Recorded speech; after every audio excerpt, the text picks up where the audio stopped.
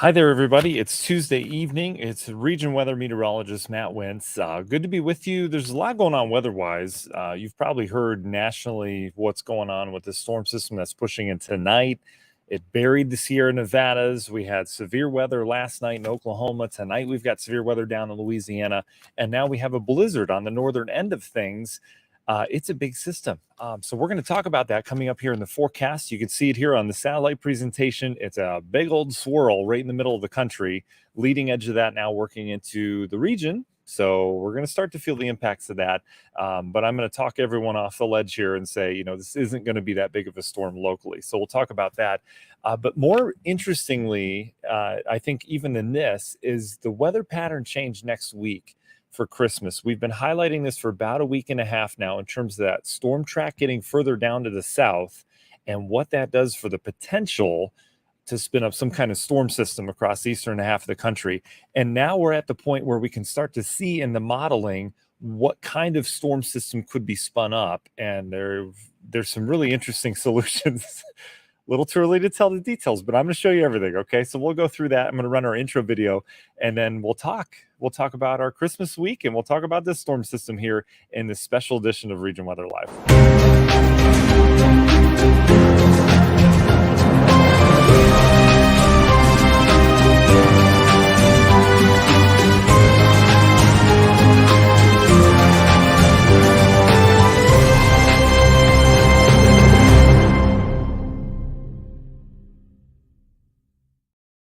And welcome in, everybody. Hope you're doing well here. I know we just talked on Sunday night. Some things have changed as expected. We're getting a better look at that system next week. So we'll go through that. Again, Mark, you're welcome. Dave just got a notification. Dave, I don't know. Something happened on YouTube, but that's great. I appreciate you joining us. Hi, Rhonda. Hi, Jeff. Thanks for joining us tonight. And Tom, hello to you. I like your Facebook profile picture with the Grinch there. Always a good story. All right, so let's get to it. Just want to briefly thank our sponsors to get some bonus coverage tonight. EwingResidentialServices.com. They're HVAC for Northwest Indiana. They have the best products, best prices. They guarantee it. So a lot of you have said good things about them. They're a family-owned business, and if you have any HVAC problems, even if you want to add a humidifier to your house, they're the place to go. Again, it's EwingResidentialServices.com. We've got Tiger Plumbing as well, the best plumbers in all of Northwest Indiana, TigerPlumbing.net. They don't charge trip fees. They come out for free. They're wonderful. Discovery Travel, can't say enough about them, especially as we go into January. You might be wanting to plan a trip far away, and they'll do everything for you or not enough for you, whatever you happen to want in terms of trip planning. I know I hate planning the airlines and the timing and all that stuff. They'll do that and get you the best price. It's Discovery Travel, TRVL.com. And then finally, our family-owned business, the Griegers Chrysler Dodge Jeep Ram family. They're wonderful. They do so much for the region. If you're considering a new Jeep, go to them. They're wonderful, and they keep our show for free. So awesome stuff there. All right, so what you're looking at in the middle of the screen, it looks like a giant comma, right? This is that giant storm system that's been talked about in the news for quite a while. I mean, it hit out west. That was Saturday and Sunday. They had 4 to 5 feet of snow out in the Sierra Nevadas. The system, the energy came across the Rocky Mountains, produced a lot of snow out there as well, and wind. They actually had 150 mile per hour wind gusts near Lake Tahoe. I mean, that just shows you the kind of energy with this system. And now that energy's come out in the plains, the storm developed a new area low pressure, and it's a big one. And you can see they're right in the center half of the country. Here's your low pressure right over Nebraska right now. On the northern side up here in the Dakotas, you get lots of lift, and it's all that warm, moist air from the Gulf of Mexico getting thrown into the cold air. So you have heavy snow, lots of wind energy, and that's where our blizzard is. And then out ahead of it, down towards the south, you see these darker reds. That indicates higher cloud tops, colder cloud tops, which means you have developed thunderstorms. And they've got severe weather night number 2. This is down in Louisiana tonight, in areas of Arkansas getting hit pretty hard. That will translate into Mississippi and Alabama with a flood threat tonight and tomorrow as a new low pressure develops. And you can kind of see the energy from that coming out of Texas. So where do we fall in line with all this, right? How does this thing impact us? Well, to be honest with you, this isn't going to be a big system for us. Most of the energy is up here in the northern plains and down towards the south. In between is where we are. We're going to get some decent rain out of this, and I'll show you some of the modeling on this. and we're going to get some wind too, and then we're going to get a little bit of a temperature drop, but it's going to be kind of gradual. So in terms of impacts with this system, I hope no one's making a big deal out of it locally, because this isn't going to be a big deal locally. We're not even going to get a lot of snow on it. If you joined us Region Weather Live Sunday night, which we always do on Sunday nights, we talked about that this doesn't look to be a huge system for us locally.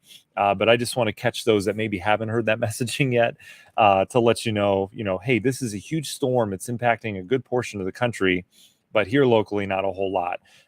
And what I mean by the rest of the country, this thing goes out east and forms a low pressure off the East Coast, same chunk of energy, and it forms this big nor'easter. So they're going to have heavy snow, Pennsylvania, New York, out towards New England.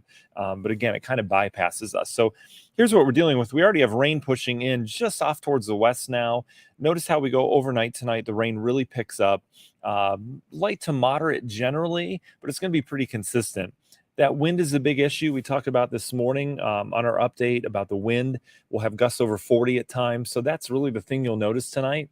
And we're still on the warmer side of things. So temperatures are going to stay real steady tonight as it continues to blow in that warmer air. It's not really that warm. So the rain's with us tonight. Tomorrow, as we go throughout the morning, we'll see more showers around. They'll be on and off. And then tomorrow night is when that new wave of low pressure develops, right? So we're kind of losing the energy with this initial low. It's kind of spinning out like a top. You can see it here in the northwest. So a new area of energy develops along the same frontal boundary because of the temperature contrast.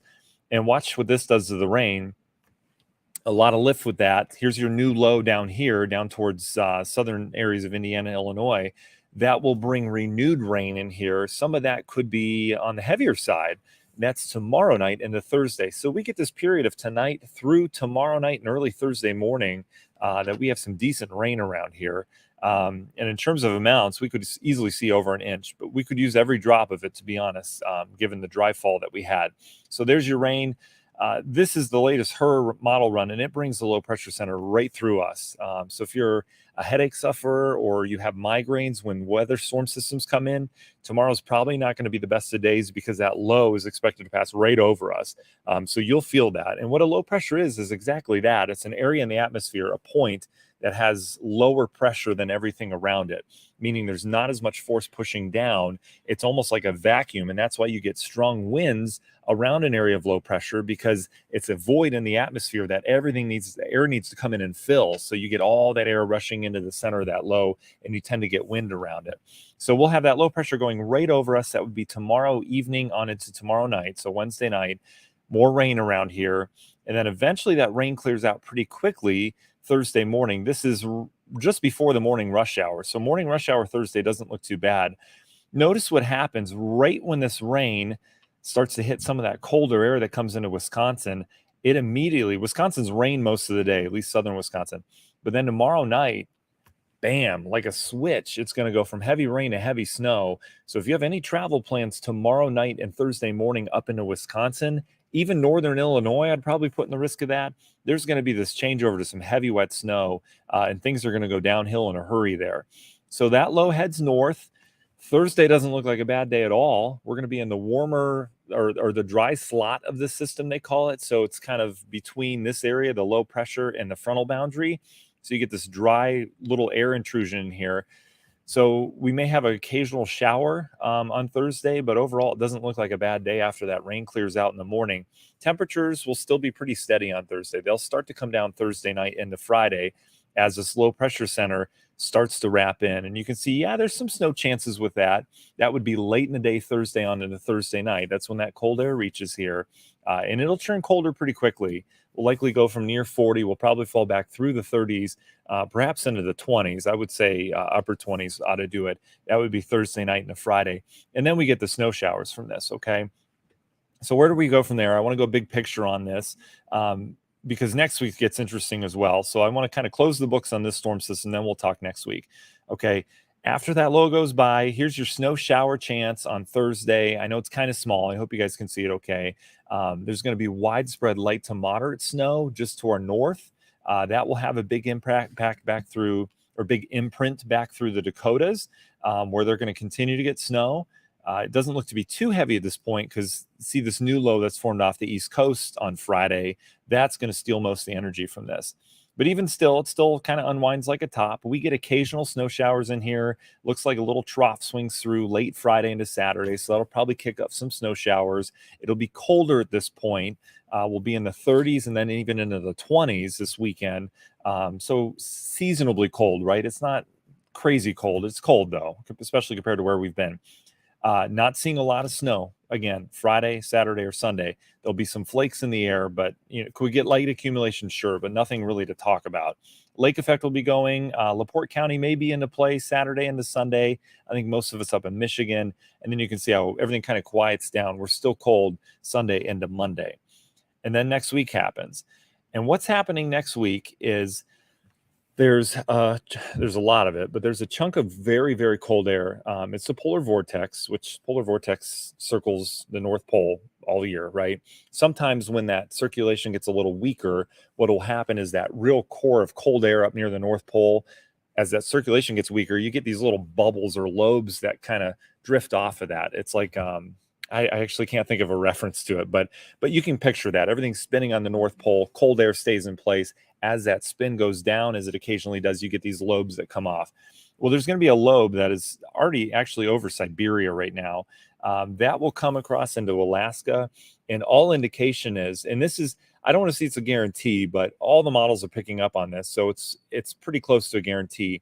This cold lobe air, which is as cold as we can get for this time of year, comes screaming south into the U.S. Wednesday and Thursday of next week. It starts out west. Not only do we have some of the coldest air you can possibly get this time of year, but it's going to be diving into a relatively warmer air mass down towards Texas, Southern Plains, and that is going to spin up a storm system. Everything's fluid in the atmosphere, right? So much like when you have, let's say we have a bathtub full of water, and I take my hand and I push it through the water, like this Arctic air mass is doing in our atmosphere, you get those spin ups on the side, kind of like we do with severe weather when there's a line of storms coming in where we have to watch for tornadoes. Same idea. I'm pushing my hand through water, you get those spin ups. This Arctic air mass is flying into the US, and we're going to get something that spins up in a big way across some part of the country. The central half, Midwest, is where we're aiming right now. Couple different model outcomes, and this will continue to change over the next couple days. We stay relatively quiet to start Christmas week. Monday, Tuesday, Wednesday look pretty quiet. All right. We're going to be on the colder side of things. Here's the Euros taking this. And why don't I at this point zoom in for you so we can see a little bit better on what the models are saying for us here locally. So here's the Euros take, and the Euro only goes up to the 23rd, so we can't quite tell yet. But you can see this low that develops.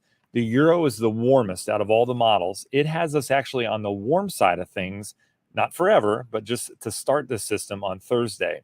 So if this is true, which it's not, it's just an idea, we're talking rain on Thursday.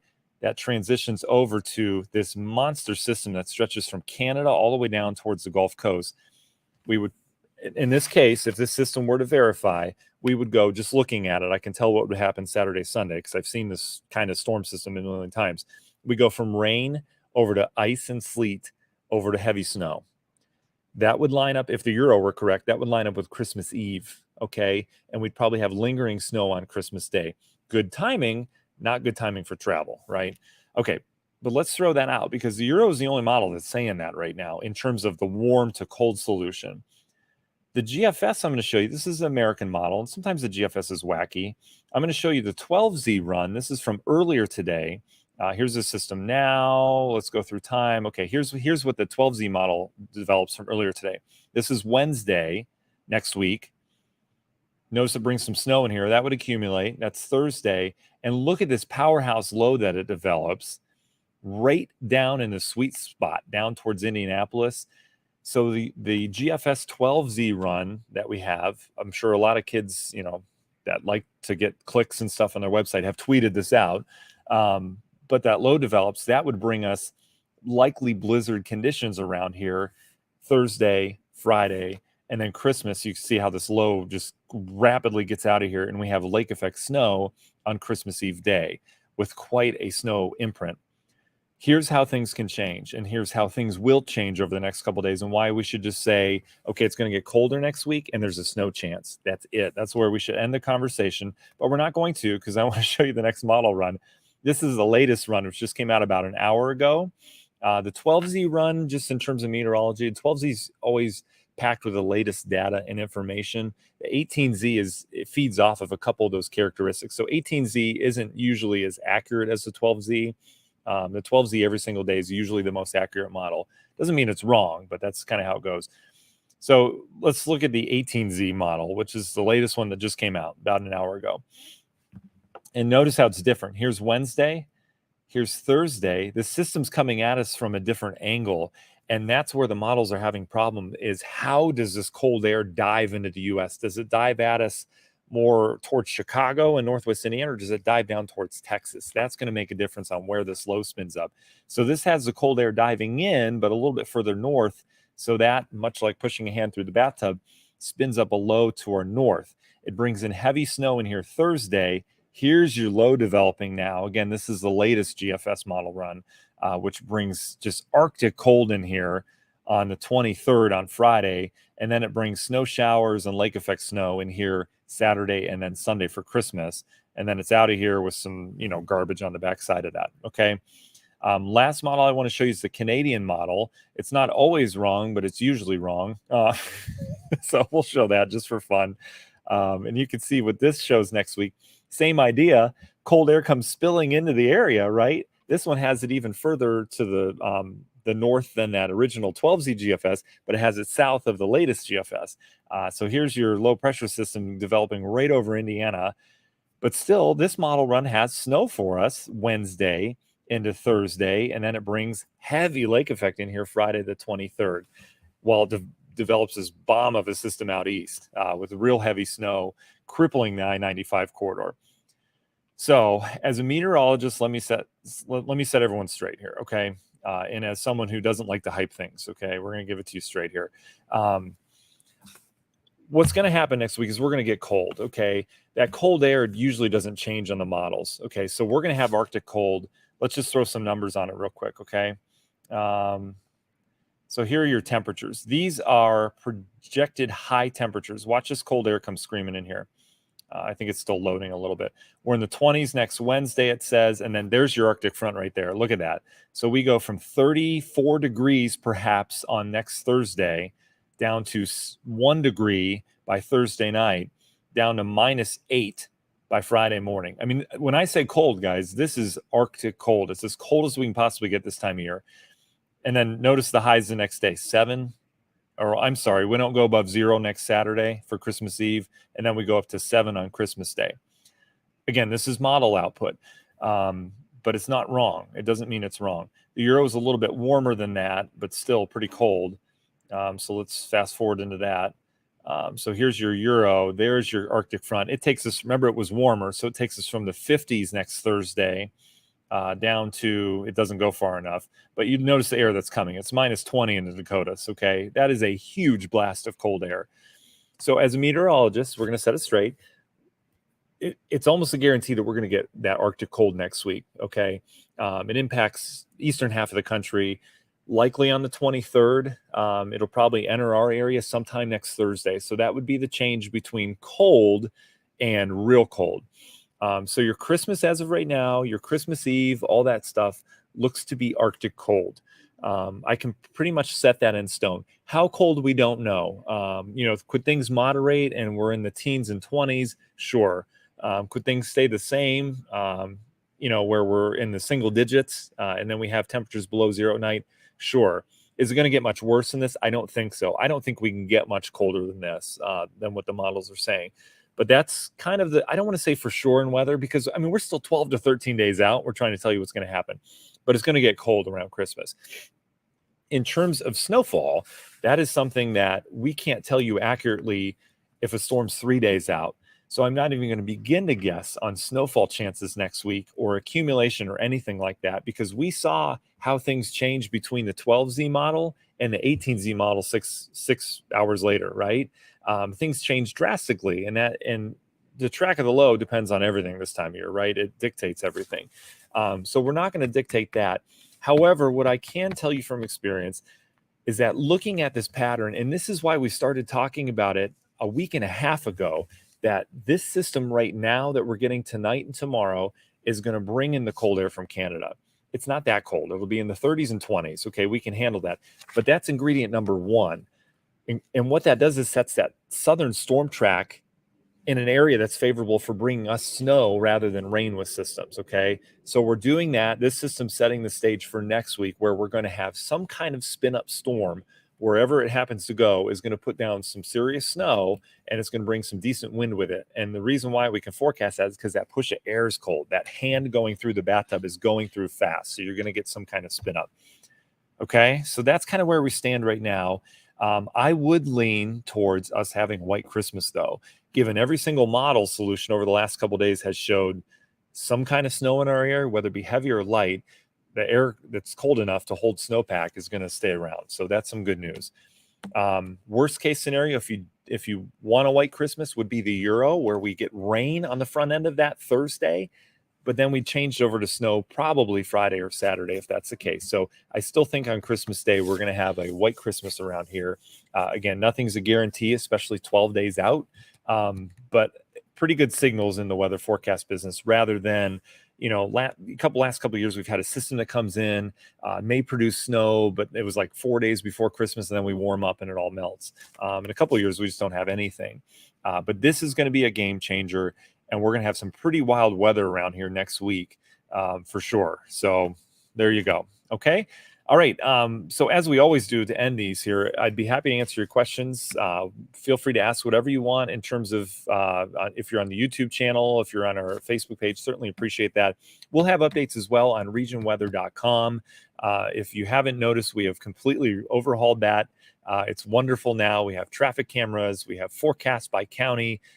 Daily updates go on there, and you can sign up. You can subscribe to the email list on there as well, and you'll get an email that has the weather update right for the region every single morning. And that's it. That's all we do. Okay. All right. So let me go back and answer your questions. Guys, I appreciate all the nice comments. I'm reading those. Thank you very much. Susie's asking what's the possible low temperature. Susie, some of the models are saying temperatures around -15, -20. I mean, we're talking record territory next week. Again, what I've seen on the modeling in the past, whenever it advertises these really cold air masses in like, let's say January, they do tend to moderate a little bit. Models tend to be a little bit cold when they're 10 days out. So I would expect this to moderate somewhat. But then again, it might not. I mean, but what I've seen from experience is that, yeah, they do tend to moderate a little bit. So these crazy drastic numbers like -20 for highs, those tend to come up a little bit, but we're still talking a real cold air mass coming right from Siberia. Don, thank you. I appreciate that. I don't agree, but I appreciate that. I just hope the explanation is good for everybody, and I hope this helps you. I always do. Maxwell asks a great question. Do you think we'll be locked in a pattern like this till spring? Maxwell, I don't. It's so hard to stay locked into a pattern because everything's global, right? It's not just us. There would have to be a pattern that sticks out in the West where there's a big ridge. And that would mean California and areas out West stop getting precip, which is what happened last year. We had a big ridge out West, but we didn't always get the cold out East. I don't think we get locked into it. It does look to last through at least the days after Christmas. So that's pretty long. I mean, we're talking at least a week of it, which is a long time for a pattern to stick around. The La Nina pattern that we have, La Nina is weakening a little bit. And again, not everything's built on La Nina or El Nino. That doesn't dictate what our winter has. There's just one variable out of many that dictates that. That's why we have different La Ninas, different El Ninos. I don't like to talk about those because a pattern can set up that totally changes what it's supposed to be, but a typical La Nina pattern will bring a pretty decent jet stream in with some pretty decent moisture into the West. And so what that does is it tends to moderate our forecasts a little bit. You get these undulations, yes, but I don't foresee this cold air sticking around all the way through spring. No, it's just too hard to do that. Dave asks a good question on our YouTube channel. What about the temps? Will that rain turn to ice for our commute in Indiana this Friday? That's a good call, Dave. In terms of the rain that we're getting the next couple days, we could have some icy patches on Friday. The reason why I don't think it's going to be a huge concern is because that cold air kind of leaks in here, and there's going to be some wind with it as well. And so after the rain ends, We're going to have some wind to be able to drive pavement out and dry your decks off and stuff like that, right? So it's not an immediate flash freeze. This system that you're looking on this map right here, if we were to get rain on the front end of that system next week, that would have a huge flash freeze potential, because you're going from, let's just use the Euro as an example, you're going from 50 down to 0 degrees in a matter of hours, right? So any rain wouldn't have time to dry up. That would turn to black ice everywhere. However, this system, that cold air doesn't come in here real fast on Friday. It kind of slowly declines. So I think we'll be able to dry things up enough for that. So I'm not too worried about icing with that. Good question, though. Tim, that's wonderful. Give us a white Christmas and send me to the Caribbean. That's awesome. Tim, I know a great company that can do that. They're one of the sponsors of our show, Discovery Travel. Boy, Caribbean's going to sound really nice come end of this month. I'll tell you what. Ruth's happy about white Christmas chances. I like that. Rob has some vacation time to burn. Oh, man. Well, what do you want to do, Rob? Do you want to enjoy the snow? Like, are you talking about calling off because of the weather? Because I completely get that if you have some spare PTO days. I would say anytime next Thursday and Friday, so the 23rd, 24th would be great days to call off. Just saying, okay? Jeff, it's certainly possible. Someone is probably going to get a blizzard with this next system wherever it develops. It's just got real good energy with it. Susie's happy about a potential remote learning day. Yeah, we'll see. I mean, well, the kids are off school next week, but nothing this week. Again, keep in mind, guys, this is next week that this all happens, okay? Leading up to Christmas. Yeah, that's funny. Oh, that's funny. We were planning on, Tracy says we were planning on going from LaPorte to Frankenmuth this weekend. How are things looking up in Michigan Saturday, Sunday? Michigan looks a lot better. Wisconsin and Minnesota looks messy this weekend. So let's go back to the maps here. We're going to go to the Euro because that's what I tend to lean here. Okay, so let's look at it. This is this weekend you're talking about, right, Tracy? Okay. So Michigan gets mainly rain. Frankenmuth's a little further north, so they may have a little bit of icing there. Doesn't look too bad. And then here's Friday, snow showers. They're going to be pretty much just like us. Exception going to be there's going to be some lake effect. So Grand Rapids, your trip up 94 might get a little slick. The lake effect doesn't look to be huge in terms of totals, but it's going to be there nonetheless. Guys, I want to show you one more thing. I forgot to show you snowfall totals. This is just for fun. Please understand this is just for fun. But I get to look at them every day, so why not share them with you? This is the Euro all the way through the 23rd. Look at the snow across Wisconsin. So there's that system. See how it's laying down the snow here. Remember, we're warm on the Euro. I'm going to zoom it back and then show you the GFS. Okay, please take this with a grain of salt, okay? Because these numbers are amazing. Here you go. This is the GFS model. This is the 18Z, the latest one. This is through Christmas. It's saying 20 to 30 inches Wisconsin and Michigan. For us, it has a foot of snow, okay? And then beyond that, a little bit more. So that's pretty snowy. But look how much of the country is getting snow. 45 inches northern Wisconsin. That's through the end of the month. I want to show you the 12Z because it was more impressive. Remember the 12Z brought that like blizzard through here.